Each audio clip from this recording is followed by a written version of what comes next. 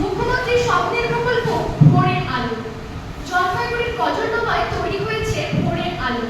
পুরাতন পর্যটনের প্রসার এবং পর্যটনকে আরো সমৃদ্ধ করতে তার এই স্বপ্নের প্রকল্প। গজলডোবার এই পর্যটন কেন্দ্রকে ঘিরে এলাকার মানুষ বেশ উপকৃত হচ্ছে।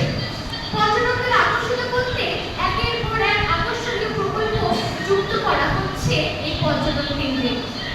একদিকে তিস্তা, অন্যদিকে তিস্তা ক্যানেল।